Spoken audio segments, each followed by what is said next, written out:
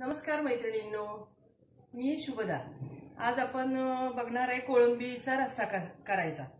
तर त्याच्यासाठी काय लागणार आहे आपल्याला, कोळंबी घेतली आपण, अर्धा किलो कोळंबी आहे।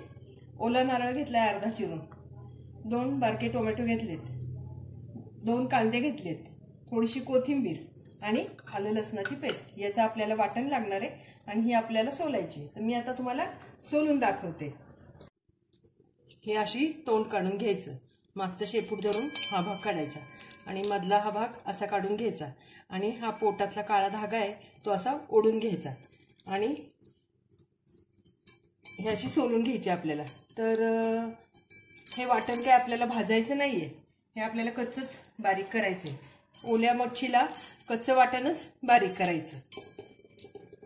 ही आता आपली कोळंबी पूर्ण आपण सोलून घेतली आहे, संपूर्ण त्याची पूर्ण घाण काढून घेतली आहे। वरचं कवच, आतली ती एक धागा असतो तो काढून घेतलाय आणि हे कच्चं आपण कांदा आणि आलं लसूण आणि खोबरं, ओला नारळ बारीक केलेला आहे, कांदा आणि टोमॅटोची प्युरी केलेली आहे। कोथिंबीर आपण वाटणात घालणार नाहीये, कारण त्याचा रंग आपल्याला अजिबात हिरवा वगैरे येऊन द्यायचा नाही, त्यामुळे कोथिंबीर आपण चिरूनच घालणार आहे फोडणीमध्ये। हिंग, हळद, हे तांबडं तिखट घेतलेलं आहे आपण, याला काळा मसाला घालणार नाही, फक्त तांबडं तिखट घालणार आहे। आणि हा गरम मसाला, ही धण्याची पावडर। आणि आता भांड्यात मी 3 पळ्या तेल, जरा तेल जास्त लागते याला, तेल जास्त घालून घेतलेले। तर ही मच्छी खूप छान असते खायला, चवीला 1 नंबर होती आणि हाय प्रोटीन्स असतात सगळे ह्याच्यामध्ये, त्यामुळे ती आवडीने खातात लोक सगळेजण। आता पहिलं आपण तेलामध्ये हिंग टाकूया।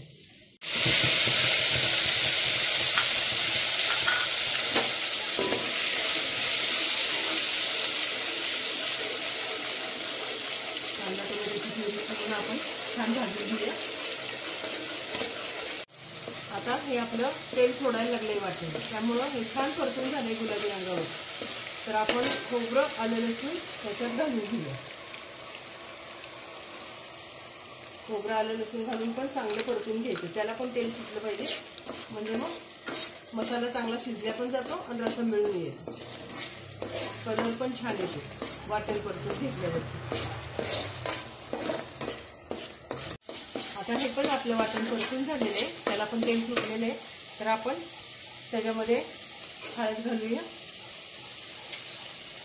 मिरची पावडर घालूया, 2 चमचे भरून मिरची पावडर घेतलेली आहे, 1 चमचा आपण गरम मसाला घेतलाय आणि 1.5 चमचा आपण धण्याची पावडर घेतलेली आहे। हे सगळं घालून आणि थोडीशी आपण कोथिंबीर घालू याच्यामध्ये आणि हे चांगलं परतून घेऊ परत। आता हा आपला मसाला परतून झालाय, आपण कोळंबी त्यात घालून घेऊया।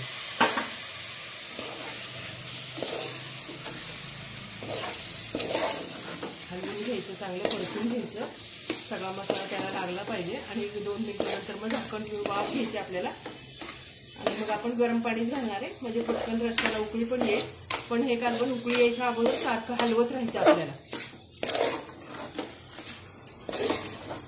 आता आपली वाफ आलेली आहे, तर आपण ह्याच्यात गरम पाणी घालून घेऊया आणि छान उकळून घेऊया चांगलं कांदा भाजी।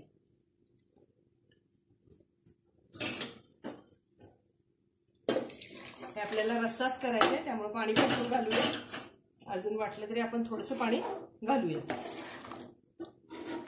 आणि मीठ घालून घेऊया। थोडे मीठ घातलंय आपण, 1 चमचा। मोठा गॅस करून आपण हे उकळून घेणार आहे।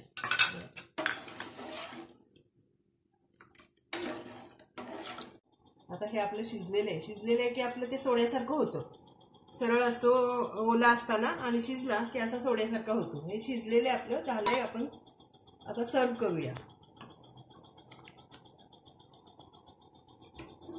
आता हा आपला कोळंबीचा झणझणीत छान रस्सा तयार आहे।